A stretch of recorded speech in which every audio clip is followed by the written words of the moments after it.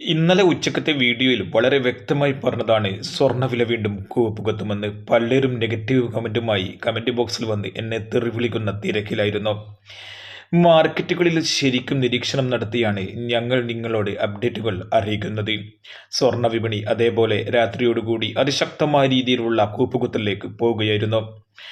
Ounce ഡോളറിന്റെ കണക്ക് ഇന്നലെ രാവിലെ 2458 ഇപ്പോൾ അത് 2411 ഇടിഞ്ഞിരിക്കുകയാണ്. ഇന്ത്യൻ മാർക്കറ്റ് M6 70,511 നിന്നും 69,381 അതിശക്തമായ രീതിയിലുള്ള ഇടിവാണ് ഇപ്പോഴും നേരിടുന്നത്. സ്വർണ്ണവില ഇന്നലെ ഒരു പവന് 51,760 തുടരുകയായിരുന്നു. അതേസമയം സ്വർണ്ണവില ഇന്ന് ഒരു പവന് 640 രൂപ കുറഞ്ഞ് 51,120 എത്തി നിൽക്കുകയാണ്.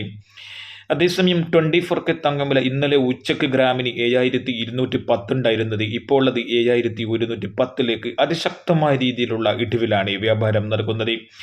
ഇന്നലെ സ്വർണം വിൽക്കാനുള്ളവർക്ക് വിറ്റോളട്ടെ എന്ന് വിചാരിച്ചിട്ടാണ് കൃത്യമായ ഒരു നിലവാരം ഇന്നലെ ഞങ്ങൾ ഈ ചാനലിലൂടെ നിങ്ങളെ അറിയിച്ചിരുന്നത്.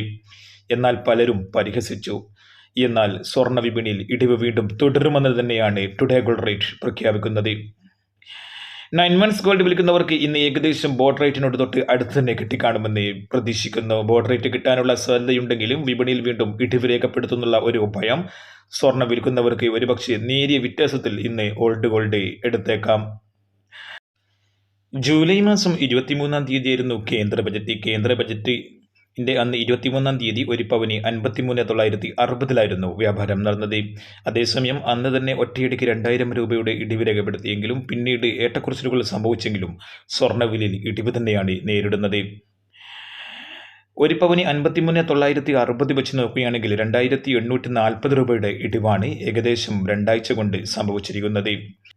ഇനി സ്വർണ്ണവില കൂടണമെങ്കിൽ ഒരുപക്ഷെ സെപ്റ്റംബർ മാസത്തോടുകൂടി പലിശ നിരക്ക് കുറയണം. അതുമല്ലെങ്കിൽ ഇറാൻ ഇസ്രായേലിനെതിരെ തിരിയണം. അങ്ങനെ ഒരു യുദ്ധ സാഹചര്യം നിലനിൽക്കുകയാണെങ്കിലും സ്വർണ്ണവില വീണ്ടും കൂടിയേക്കും. കൃത്യമായും നേരത്തെയും സ്വർണ്ണവില അറിയാൻ ഈ ചാനൽ സബ്സ്ക്രൈബ് ചെയ്യൂ. താങ്ക്